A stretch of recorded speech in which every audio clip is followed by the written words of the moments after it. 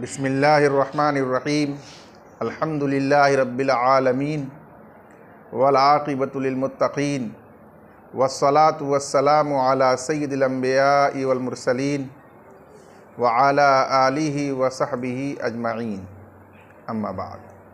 बिस्मिल्लाहिर्रहमानिर्रहीम क़ाल व यजूज़ु बैअुल लहमि बिल हयवानी इंद अबी हनीफा व अबी यूसुफ रहिमहुमुल्लाह व क़ाल मुहम्मद रहिमहुल्लाह इज़ा बाअहु बिलहमिन मिन जिन्सिही ला यजूज़ु इल्ला इज़ा कान अल-लहमुल मुफ़रसु अक्थर लियकून अल-लहमु बिमुक़ाबलति मा फ़ीहि मिन अल-लहमि वल बाक़ी बिमुक़ाबलति as-सक़्ति إذ لو لم يكن كذلك يتحقق الربا من حيث زيادة السقط أو من حيث زيادة اللحم فصار كالحل بالسمسم ولهما أنه باع الموزون بما ليس بموزون لأن الحيوان لا يوزن عادة ولا يمكن معرفة ثقله بالوزن لأنه يخفف نفسه مرة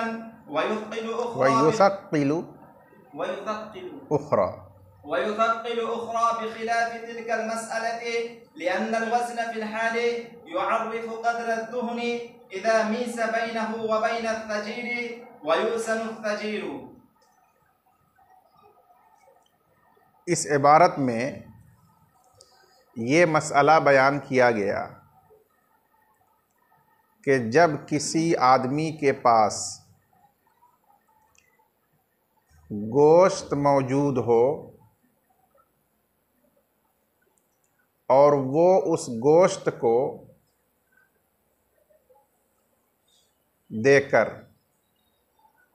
उसी जिन्स का जिंदा जानवर उसके एवज में ख़रीदना चाहे तो इसका क्या हुक्म है। मिसाल के तौर पर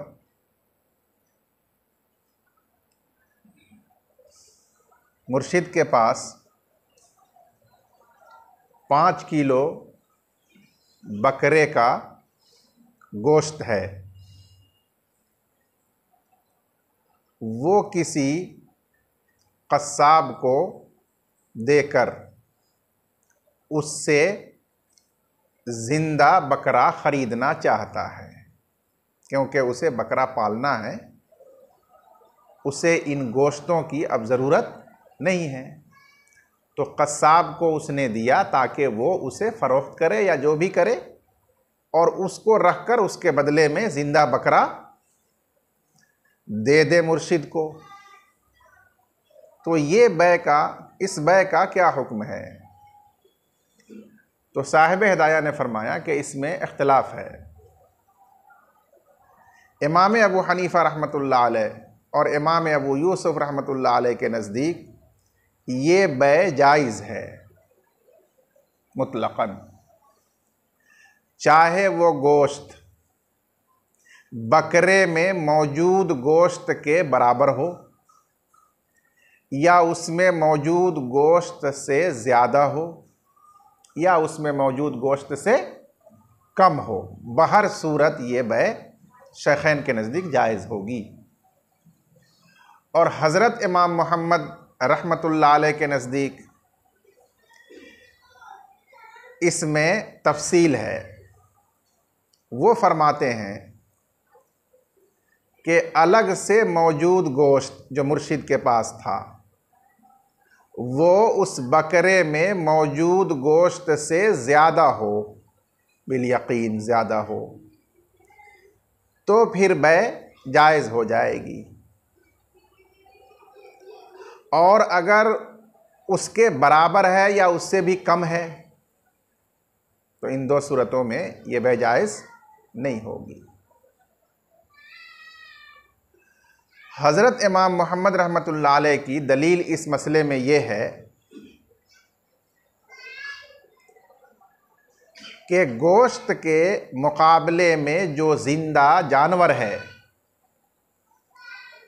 वो गोश्त के अलावा भी दीगर मुतक़व्वम अज्ज़ा पर मुश्तमिल है।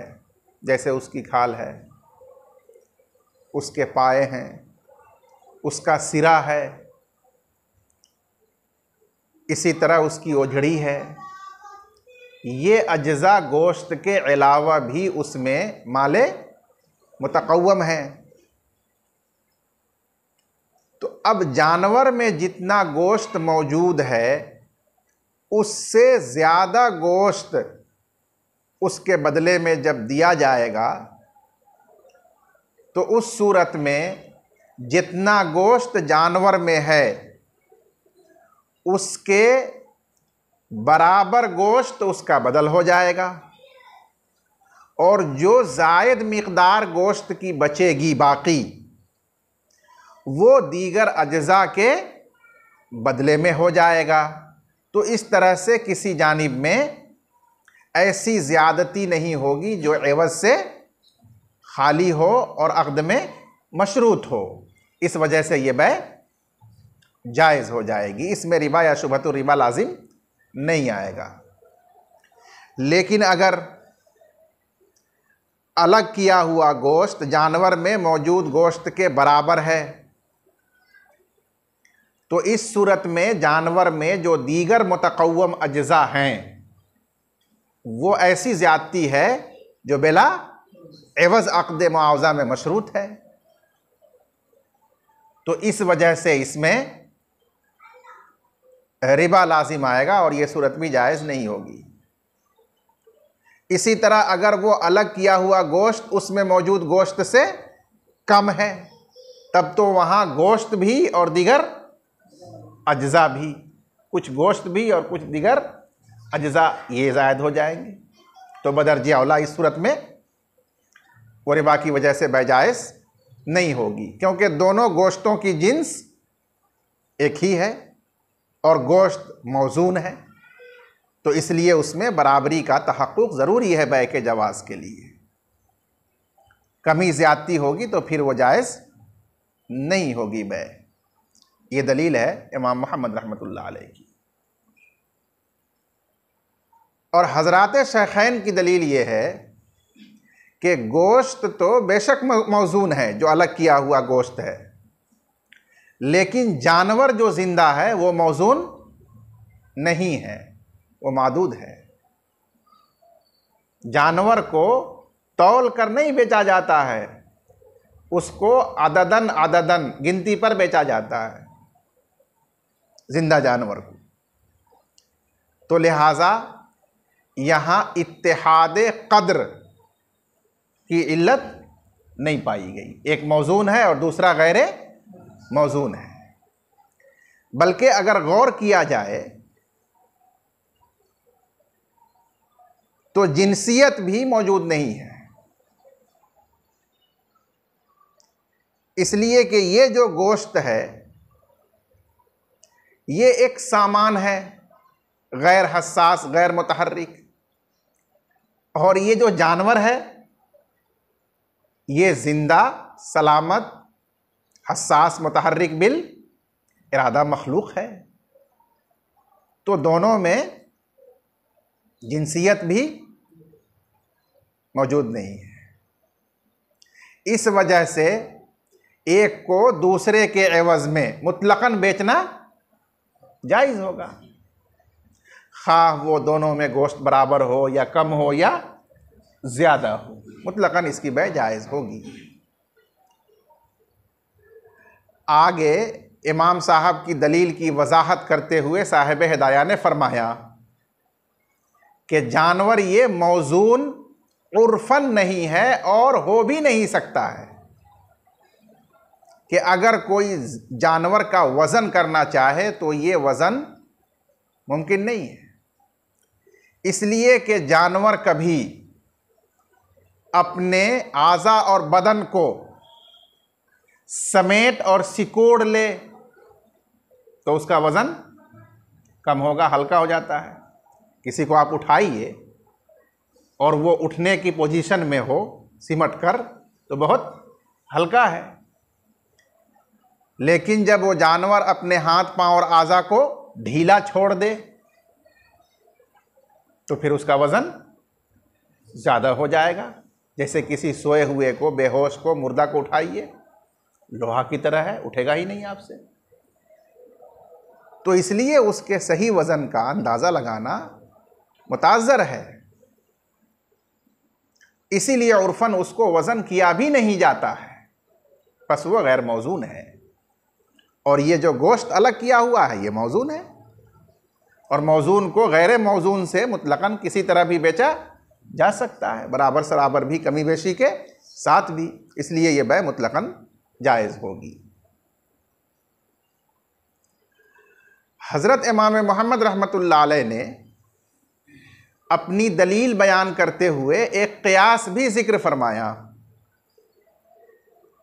वो क़ियास ये है कि अगर किसी ने तिल का तेल बेचा तिल के दानों के एवज़ में, यानी मुर्शिद के पास 1 लीटर 1 किलो तिल का तेल है और उसने ये तिल का तेल तिल के दानों के एवज़ में बेचा, यानी अब्दुल वाहिद को दे करके उससे वो तिल खरीदा, तो इसके बारे में बिल इजमा वही मसला है कि अगर ये तेल उस तिल में मौजूद तेल से कुछ भी ज़ायद हो तो वह जायज़ हो जाएगी। क्यों? कि जो उसमें मौजूद तेल है उसके मुसावी वज़न के एतबार से बराबर उसके एवज़ हो जाएगा, और जो तेल की मिक़दार ज़ायद होगी वो उसकी खली के एवज़ में हो जाएगा। इस तरह से इसमें रिबा लाजिम नहीं आएगा और वह जायज़ हो जाएगी। लेकिन अगर वो तेल उसमें मौजूद तेल के मुसावी और बराबर है या उससे भी कम है तो फिर ये वह जायज़ नहीं होगी।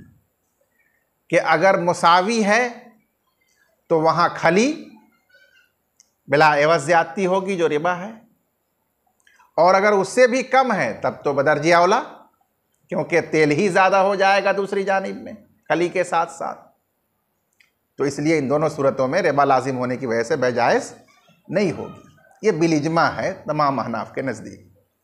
तो इस पर क़ियास फरमाया इस मसले को, गोश्त और जानवर के मसले को, कि जब गोश्त को उसी जिन्स के जानवर के एवज़ में बेचा है तो उस जानवर में भी तो गोश्त के अलावा और भी मुफीद अज्जा हैं, जैसे तिल के अंदर तेल के अलावा खली है।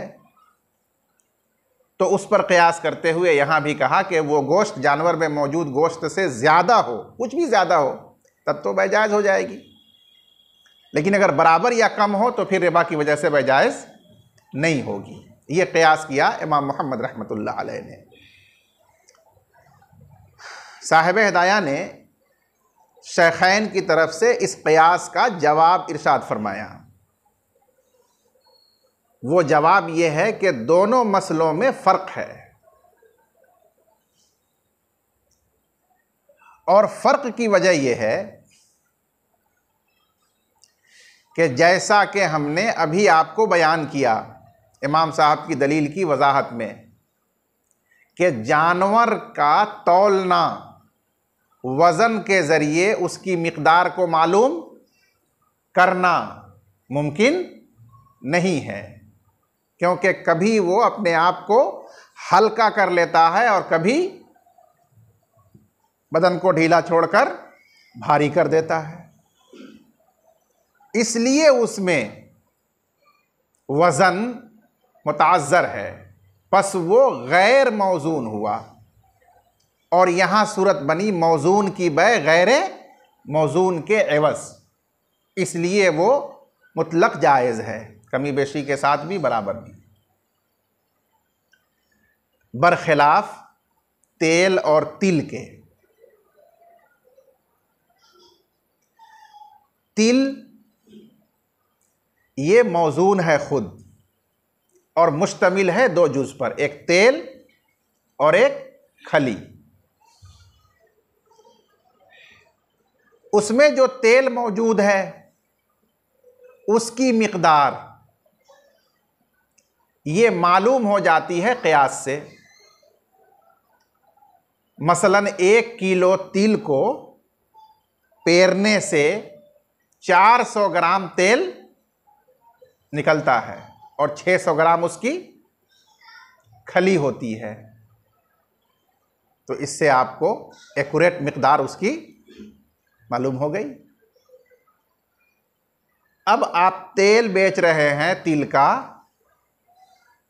400 ग्राम से कुछ जायद, मसलन आधा किलो 500 ग्राम, और वो बेच रहे हैं 1 किलो तिल के एवज में।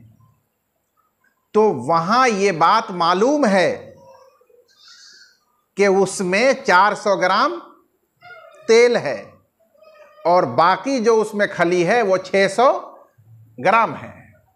चुनांचे अगर उसको आप पेरेंगे तो यही नतीजा निकलेगा कि 600 ग्राम उसकी खली का वजन कर लीजिए और बाकी इधर जो होगा वो 400 ग्राम उसका तेल।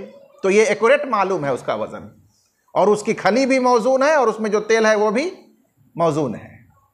तो अब इस सूरत में 400 ग्राम के बदले 400 ग्राम तेल हो जाएगा और जो 100 ग्राम ज़्यादा है वो खली के बदले हो जाएगा। इसमें मौजून की बै मौजून के एवज में हो रही है, तो बराबरी सराबरी के साथ साथ कुछ जायद मिकदार तेल की इसलिए ज़रूरी है ताकि खली के मुकाबिल हो जाए और उसमें रिबा लाजिम ना आए, इसलिए वहाँ ये फरमाया गया। लेकिन जानवर में एक्यूरेट तरीके पर नहीं जाना जा सकता है कि इसमें कितना किलो गोश्त है और कितना इसमें दीगर अज्जा है। क्यों? इसलिए कि उसका वज़न ही मुताज़र है, वज़न से उसकी कोई मिकदार मालूम ही नहीं की जा सकती है। इस वजह से यह क़यास माल फारिक है, सही नहीं है। क़ाला अल्लामा क़ुदूरी रहमतुल्लाह अलैह ने फरमाया वयजूज़ु बैउल लहमी बिल हयवान, और जायज़ है गोश्त को बेचना उसी जिन्स के जिंदा जानवर के एवज में। हैवान से मुराद, ये मैंने जिंदा जानवर क्यों कहा? इसलिए कि अगर वो मज़बूहा जानवर है, ज़बह शुदा, और गोश्त के एवज में उसको बेचा है, तो फिर उसकी दो सूरत बनेगी। एक सूरत यह है कि सिर्फ ज़बह कर दिया गया है, खाल और उसका पूरा ढांचा अभी उसी तरह सलामत है जिस तरह पहले था।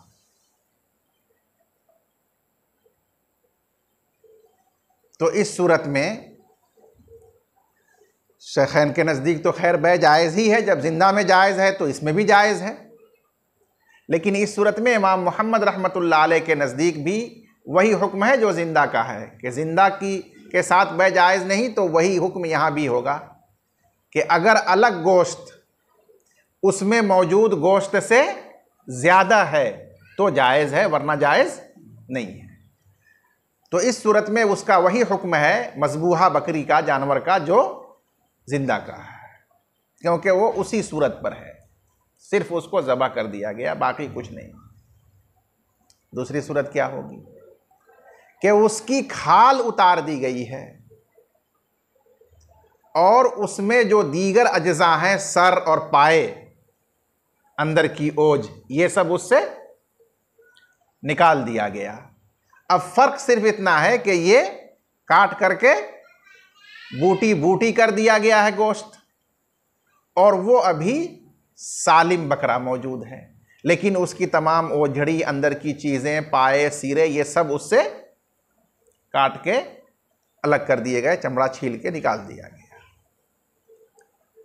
अब इस सूरत में ये भी गोश्त है और वो भी गोश्त है, और दोनों ही बकरे का गोश्त है, एक ही जिन्स है। अब यहां दोनों मौजून है, फर्क सिर्फ ये है कि ये छोटा छोटा टुकड़ा किया हुआ है और वो पूरा सालिम है। अब यहां तमाम का इत्तेफाक है कि वजन से दोनों बराबर सराबर बेचना जायज़ है। इमाम मोहम्मद भी फरमाते हैं कि वज़न से बराबर सराबर बेचना जायज़ है। शेखैन भी फरमाते हैं कि एक पलड़े में ये गोश्त रखिए बूटी किया हुआ और एक में ये सालिम रखिए, उठाइए, बराबर करके बेच सकते हैं। कमी बेशी के साथ जायज़ अब नहीं है, क्योंकि वो रिबा हो जाएगा। ये मज़बूहा जानवर का हुक्म हुआ।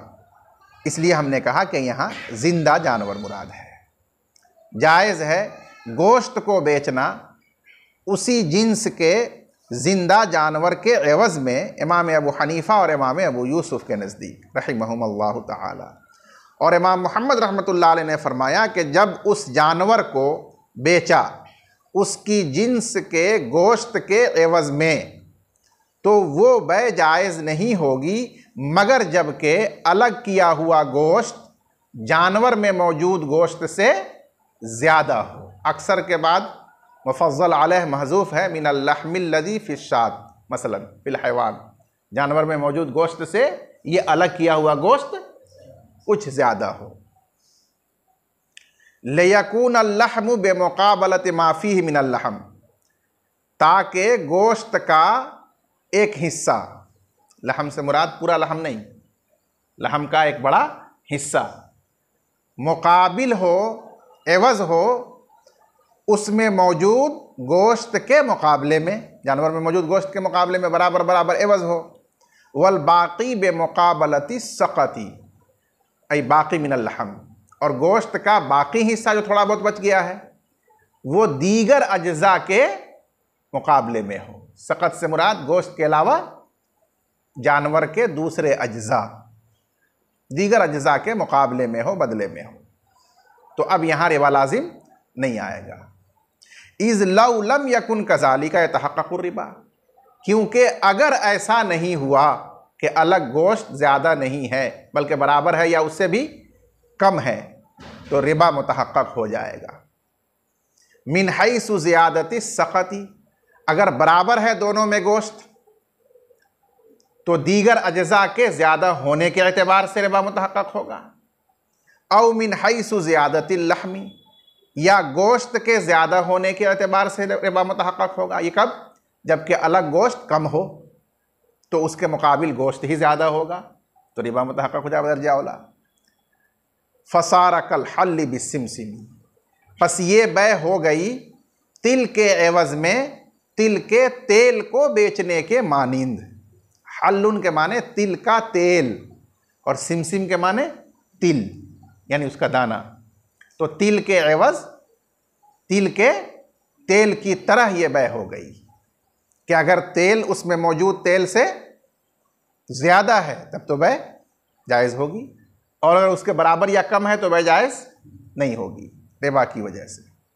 वलहुमा अन्नहु बाल मौजून बिमा लैसा बिमौजूनिन, और शेखैन की दलील ये है कि उसने मौजून चीज़ को यानी गोश्त को बेचा ऐसी चीज़ के एवज़ में जो मौजून नहीं है, यानी जानवर के एवज़ में जो कि मादूद है। लिअन्नल हयवान ला यूज़नु आदतन, इसलिए कि जानवर उर्फ़न वज़न नहीं किया जाता बल्कि वो अदद और पीस पर बेचा जाता है। आगे तरक्की करते हुए फरमाते हैं वला युमकिनु मारिफतु सिक़लिही बिल वज़न, और उसका बोझ जानना वज़न से मुमकिन नहीं है, उसका वेट जानना वज़न से मुमकिन नहीं है। लिअन्नहु युख़फ़्फ़िफ़ु नफ़्सहु मर्रतन, क्योंकि कभी वो खुद को हल्का कर लेता है बदन को सिकुड़ कर, वयुसक़्क़िलु उख़रा, और ढील कर कभी वो भारी कर देता है। बेखिलाफ़ी तिलकल मसअला, बरखिलाफ उस मसले के जो तिल और तेल वाला है। जवाब दे रहे हैं क़ियास का फ़र्क करते हुए। लिअन्नल वज़न फ़िलहाल युअर्रिफ़ु क़द्र दुहन, इसलिए कि फ़िलहाल वज़न, तिल का फ़िलहाल वज़न बता देगा तेल की मिक़दार को कि उसमें तेल कितना और खली कितना। इज़ा मुय्यिज़ बैनहु व बैन सजीर, जब अलग किया जाए उसको और खली को तो उसमें तेल कितना होगा ये फ़िलहाल तिल को तौलने से ही मालूम हो जाएगा। वह यूज़नु सजीर, और खली को तौला जाता है तो खली को तौल लिया जाएगा, वो भी मौजून हुआ। तो इस तरह से जब हम तिल को तौलेंगे तो उसमें वज़न की मिक़दार मालूम हो जाएगी कि कितना है। अब उससे ज़ायद तेल के एवज़ में आप उसको ख़रीद सकते हैं कि जितना तेल उसमें है उसके बराबर उसका बदल हो गया, और जो जायद है वो खली के बदल हो गया, तो उसमें कोई हरज नहीं है, रिबा लाजिम नहीं आएगा। जी। वयजूज़ु बैउर रुतब बित्तमर मसलन बिमसलिन इंद अबी हनीफा रहमहुल्लाह वक़ाल ला यजूज़ु लिक़ौलिही अलैहि सलाम हीन सुइला अन्हु औ यनक़ुसु यनक़ुसु इज़ा जफ़्फ़ फ़क़ील नअम फ़क़ाल अलैहि सलाम ला इज़न वलहु अन्न रुतब तमरुन लिक़ौलिही अलैहि सलाम हीन उहदा इलैहि रुतबन حين أهدي إليه رطبا أو كل تمر خيبر هكذا سماه تمرا وبيع التمر بمثله جائز لما روينا ولأنه لو كان تمرا جاز البيع بأول الحديث وإن كان غير تمر فبآخره وهو قوله عليه السلام إذا اختلف النوعان فبيعوا كيف شئتم ومدار ما روياه على زيد بن عياش وهو ضعيف عند النقلة। इस इबारत में ये मसला बयान किया गया कि ताज़ा खजूरों को बेचना खुश्क खजूरों के एवज़ में कैसा है। ताज़ा खजूरों से मुराद रस भरी हुई खजूरें जिन्हें निचोड़ने से निचुड़ जाए और उसमें से रस निकले, ये ताज़ा खजूरें कहलाती हैं, तर खजूरें कहलाती हैं। अरबी में उसको रुतब कहते हैं। और खुश्क खजूरों से मुराद छुहारे, जिन्हें निचोड़ने से उसमें से कुछ रस नहीं निकले, ये खुश्क छुहारे ताज़ा खजूरों के मुकाबले में बेचे जाएं तो उसका क्या हुक्म है। साहिब हिदाया ने फरमाया कि इसमें अइम्मा के दरमियान इख्तिलाफ है। हज़रत इमाम अबू हनीफ़ा रहमतुल्लाह अलैह के नज़दीक कैल के ज़रिए दोनों को बराबर नाप कर बेचना जायज़ है, और हज़रात साहिबैन के नज़दीक मुतलक़न उसकी बै जायज़ नहीं है, न कैल से बराबर करके और न कमी बेशी के साथ। मुतलक़न ये बै जायज़ नहीं है साहिबैन के नज़दीक। इस मसले में साहिबैन की दलील हदीस शरीफ है कि एक सहाबी ने आ हुज़ूर सल्लल्लाहु अलैहि वसल्लम से यही मसला दरियाफ़्त फरमाया कि या रसूल अल्लाह, ताज़ा तर खजूरों को खुश्क छुहारे के एवज़ में कैल से बराबर सराबर बेचा जाए तो क्या ये बेचना सही है।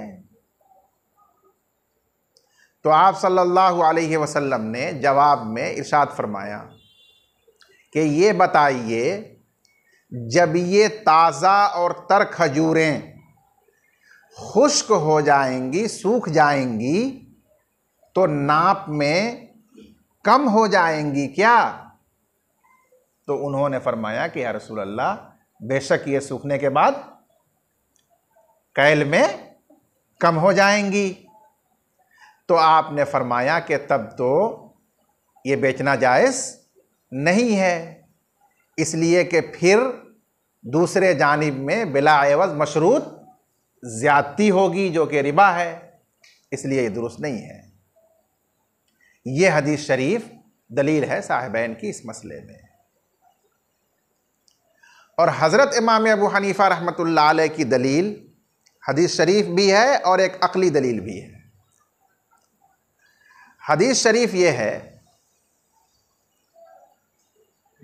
कि खैबर से आमिले खैबर ने ताज़ा खजूरें, तर खजूरें लाकर आपकी खिदमत में पेश की तो आपने उससे पूछा कि क्या खैबर की तमाम खजूरें इसी तरह ताज़ा और तर हुआ करती हैं? तो उन्होंने कहा कि नहीं या रसूल अल्लाह, खुश्क भी होती हैं, लेकिन हम खुश्क को एक सा को, खुश्क में से 2 सा को एक सा ताज़ा खजूरों के बदले बेच देते हैं, और चूंकि हमें यहाँ लाना है इसलिए हम यहाँ सिर्फ ताज़ा और तर खजूरें ही लाते हैं। तो आपने उन्हें मना फरमाया कि नहीं, ये जायज़ नहीं है, ये तो रिबा हो जाएगा 2 सा को 1 सा के एवज़ में बेचना। अलबत्ता आपने उसका जायज़ रास्ता बताया कि जितनी खुश्क खजूरें हों, रद्दी खजूरें हों, उनको आप पहले पैसों से, दराहिम व दनानीर से, नुकूद से बेच दीजिए, और जो नुकूद समन के तौर पर मिले फिर उन नुकूद से आप ताज़ा और तर खजूरें खरीद लीजिए और इस तरह सब लेके आइए। ये जायज़ रास्ता है, सही तरीक़ा है उसका। ये पूरी हदीस है। यहाँ इस्तिदलाल इसमें उस मसले से नहीं है जो आपने बयान फरमाया, बल्कि इस्तिदलाल इस बात से है कि आपने रुतब को देख कर फरमाया अवकुल्लु तमर खैबर हाकज़ा, क्या खैबर के सारे तमर इसी तरह होते हैं? आपने रुतब पर लफ्ज़े तमर का इतलाक फरमाया।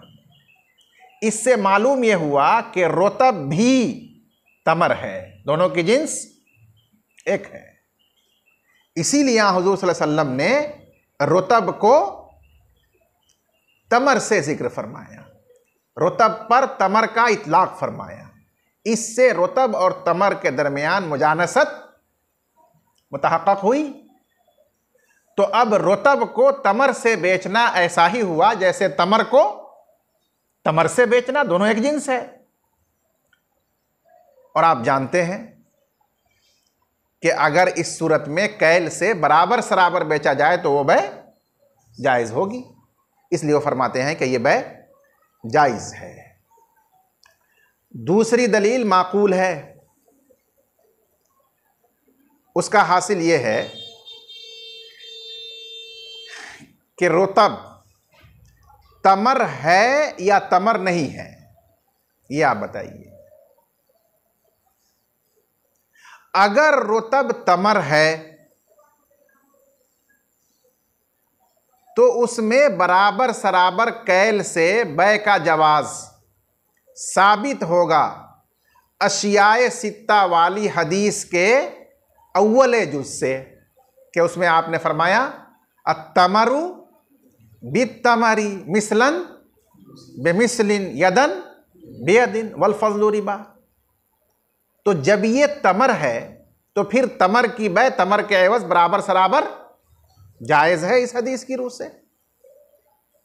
और अगर वो गैर तमर है, तमर नहीं है, तो उसी हदीस के आखिर में ये जुमला मरवी है कि फ़इज़ा इख्तलफ़न नौआन, जब दोनों एवज़ मुख्तलिफ हों, अलग अलग जिन्स हो, फ़बीउ कैफ़ा शिअतुम, तो जिस तरह चाहो बेचो।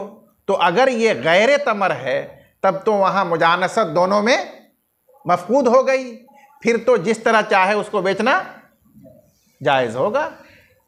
लेकिन एहतियात की बुनियाद पर बराबर सराबर तो बहरहाल जायज़ होगा। कमी ज़्यादती को अगर आप शुबहा की वजह से नाजायज़ कहें तो एहतियातन कम से कम बराबर सराबर तो हर हाल में जायज़ होगा।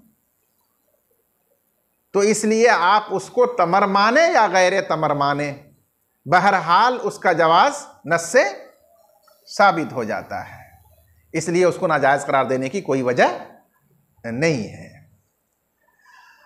अब रह गया उस हदीस का जवाब जो साहिबैन ने अपने मसलक के लिए रिवायत की थी, वो भी सही हदीस है। तो उसका जवाब साहिब हिदाया ने यह दिया कि उस हदीस की सनद में एक रावी है ज़ैद इब्ने अय्याश, ये मुहद्दिसीन के नज़दीक ज़ईफ़ हैं, यानी ये मजहूल रावी हैं, इनके अहवाल का इल्म नहीं है कि ये सिक़ात है या गैर सिक़ात है, मजहूल रावी है। और मजहूल रावी की रिवायत की हुई हदीस वो ज़ईफ़ होती है, उसको दलील बनाना, उससे इस्तिदलाल करना सही नहीं है। इसीलिए शेखैन ने उस हदीस से इस्तिदलाल नहीं किया। ये उसका साहिब हिदाया ने जवाब इरशाद फरमाया। अल्लामा क़ुदूरी ने फरमाया कि जायज़ है ताज़ा खजूरों को बेचना खुश्क छुहारे के एवज़ में बराबर सराबर यानी कैल के ज़रिए, इमाम अबू हनीफ़ा रहमतुल्लाह अलैह के नज़दीक। और साहिबैन ने फरमाया कि ये बै जायज़ नहीं है लिक़ौलिही अलैहिस्सलाम, क्योंकि अल्लाह के रसूल सल्लल्लाहु अलैहि वसल्लम ने फरमाया जब आपसे इसके बारे में दरियाफ्त किया गया, अनहु की ज़मीर का मर्ज अनहाज़ल बै, जब आपसे इसके बारे में दरियाफ्त किया गया, क्या फरमाया मक़ूला अव यनक़ुसु इज़ा जफ़्फ़, क्या वो रुतब ताज़ा खजूरें कैल में कम हो जाएंगी जब वो खुश्क होंगी? फ़क़ीला नाम, तो जवाब दिया गया कि जी हाँ या रसूल अल्लाह।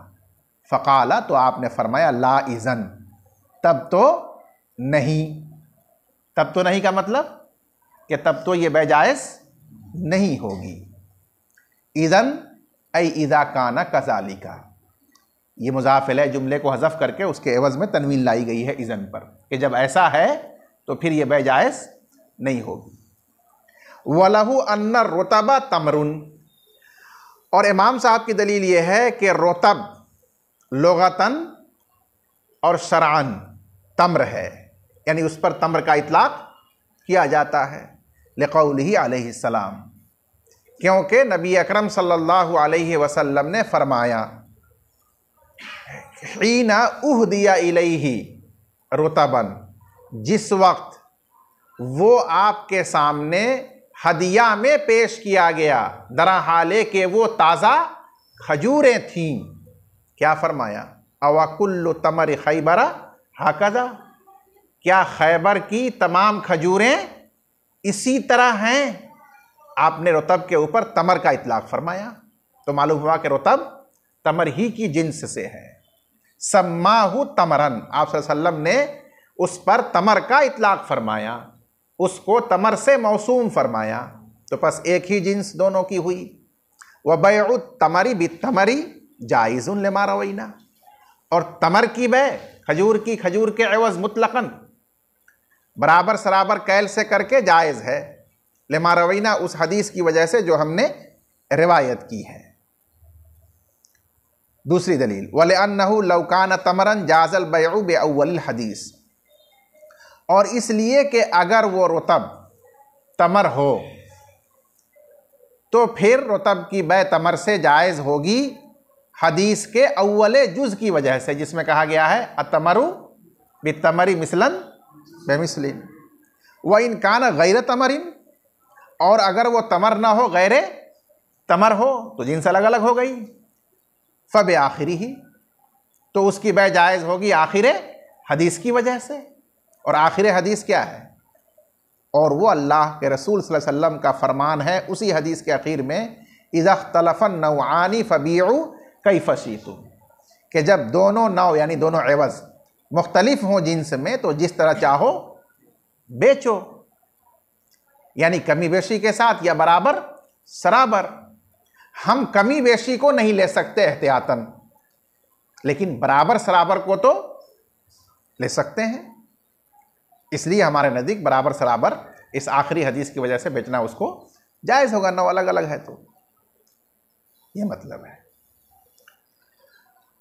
उसके बाद उनकी हदीस का जवाब दिया व मदारु मा रवायाहु अला ज़ैद इब्न अय्याशिन, और उस हदीस का दारो मदार जो साहिबैन ने रिवायत की अपनी दलील में ज़ैद इब्न अय्याश पर है, यानी वही उसके मेन रावी हैं।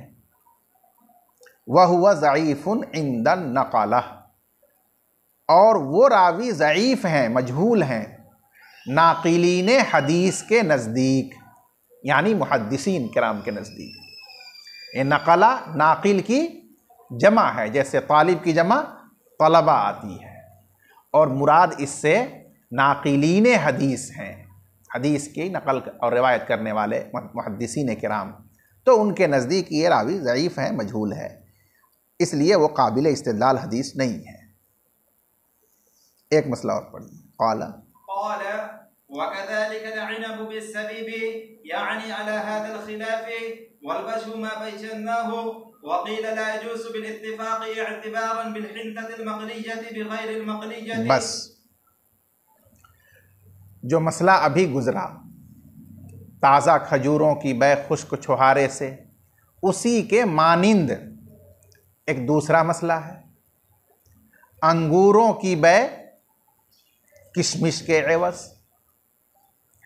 तो ये अंगूर बमंजिले ताज़ा रसीले खजूर के हो गया, और ये जो किशमिश है उसी का सूखा हुआ दाना होता है, तो ये बमंजिले छुहारा के है।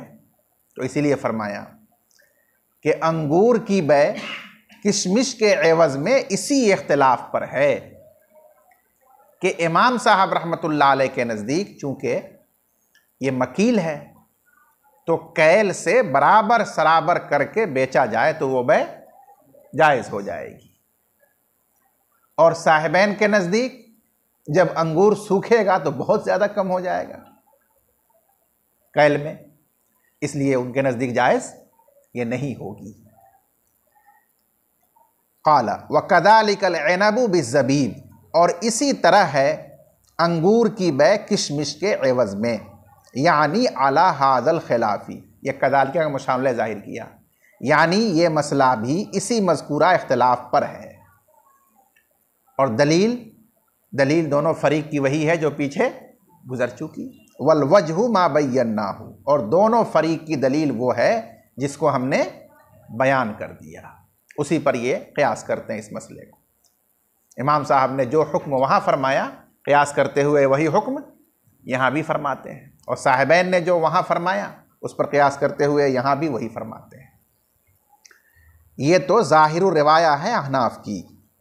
वक़ील ला यजूज़ु बिल इत्तिफ़ाक़, ये उसके मुकाबले में इस मसले में दूसरा कौल है बाज़ मशाइख़ का, और कहा गया है कि ये अंगूर की बै किशमिश के एवज़ बिल इत्तिफ़ाक़ जायज़ नहीं है, यानी साहिबैन के नज़दीक तो जायज़ है ही नहीं, इमाम साहब के नज़दीक भी जायज़ नहीं है, बिल इत्तिफ़ाक़ जायज़ नहीं है।